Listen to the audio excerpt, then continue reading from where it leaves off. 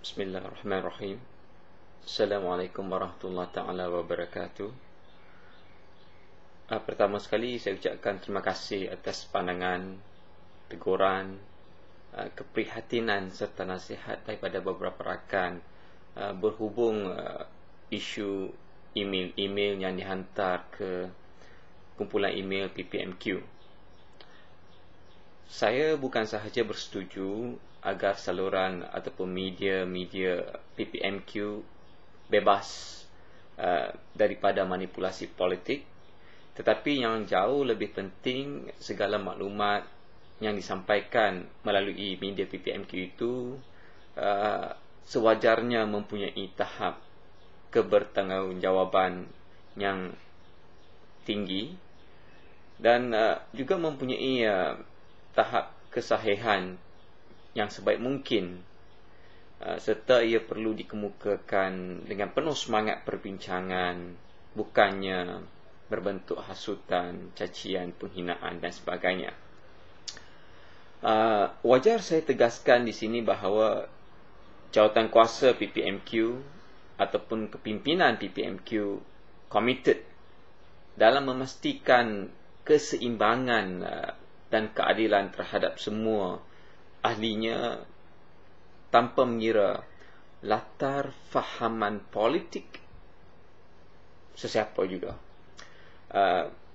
Sepanjang pengetahuan juga pengamatan saya mohon saudara-saudari betulkan andainya apa yang saya nyatakan ini tidak tepat. PPMQ tidak pernah mengeluarkan sebarang mesej yang berunsur politik, melainkan email-email tersebut adalah daripada individu ataupun ahli PPMQ.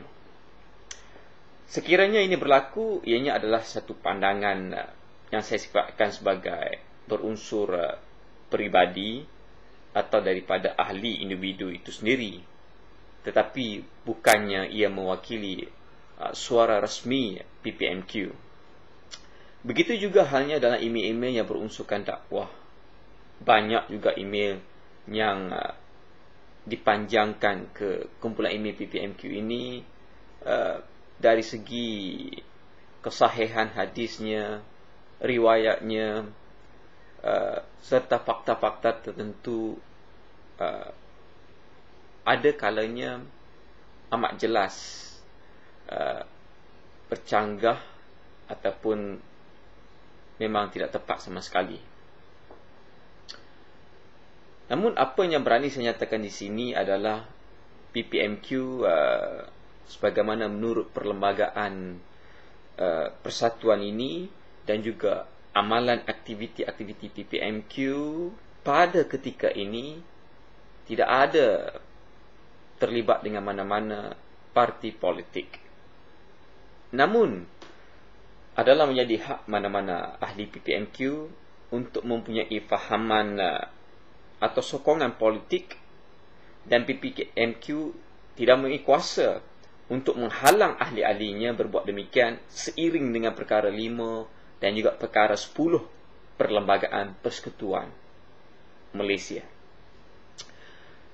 Dalam hal ini, jawatankuasa PPMQ telah dan sedang mengambil langkah-langkah sewajarnya menangani kemungkinan-kemungkinan masalah ataupun isu yang bakal timbul.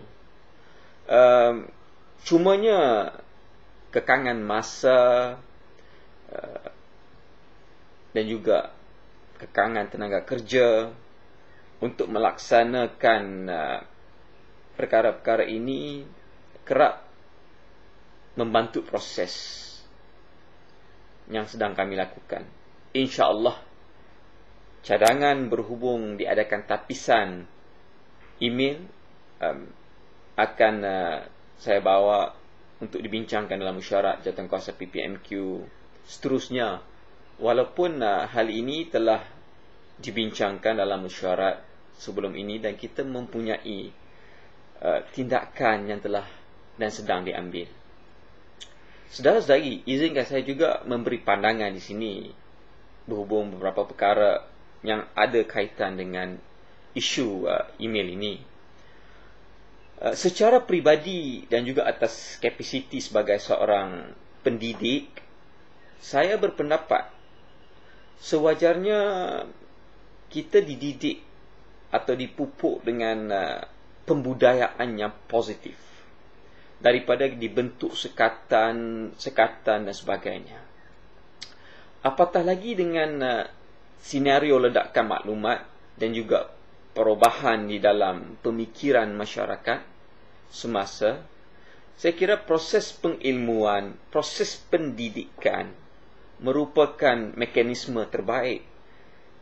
Apatah lagi kita ini yang dikategorikan dalam kelompok terpelajar ataupun sebagai pelajar. Ini juga bertepatan dengan formula yang dijelaskan dan dianjurkan dalam Islam itu sendiri, yakni untuk beriman dan beramal kita memerlukan ilmu serta pendidikan. Zahir, memang benar bahawa kegiatan pelajar dipantau oleh pihak keselamatan. Saya sendiri selaku bekas Presiden Persatuan Mahasiswa di salah sebuah institusi pengajian tinggi awam tempatan, perkara ini dapat saya sahkan dan berani saya sahkan. Bukan hanya persatuan yang dipantau, tetapi individu-individu yang memimpin persatuan turut dipantau. Pengalaman peribadi saya menunjukkan bukan sahaja senarai pemimpin pelajar beserta kegiatannya, malah apa yang dibacanya, khususnya yang dipinjam dari perpustakaan juga, rekod bahan tersebut ada disimpan di Bukit Aman. Saya juga berpandangan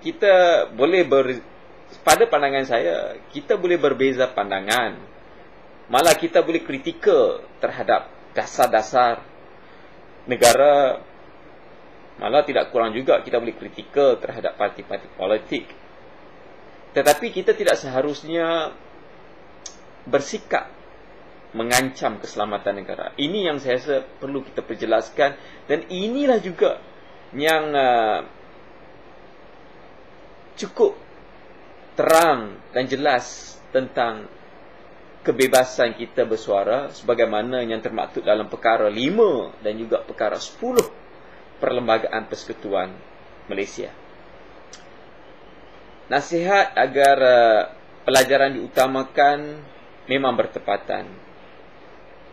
Saya secara peribadi memang menyokong penuh saranan tersebut. Namun, melarang atau menidakkan pelajar berjinak dengan politik ada sesuatu yang ironi. Apatah lagi bagi mereka yang sudah menjangkau usia 21 tahun, yang layak mengundi, yang pastinya mengundi ini dikaitkan dengan politik. Malah di satu sudut lain, memang pun sudah ada pertubuhan berunsurkan politik tempatan yang diwujudkan di luar negara.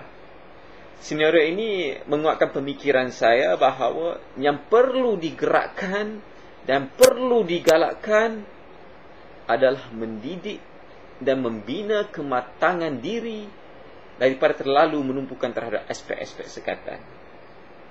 Justru itu, apapun sekali, bagi pihak jawatankuasa PPMQ, saya amat menghargai kepekaan, keprihatinan yang ditunjukkan oleh saudara-saudari dalam hal ini. Dan saya berdoa semoga kita semua berusaha menjaga reputasi PPMQ demi agama, negara dan bangsa. Atas itu, saya harap kenyataan saya ini selaku Presiden PPMQ dapat memberi sedikit sebanyak penjelasan, penerangan dan juga harapan saya terhadap semua. Akhir kata, saya ucapkan terima kasih Zahir kerana memberi perhatian dalam hal ini. Sekian, Assalamualaikum warahmatullahi taala wabarakatuh.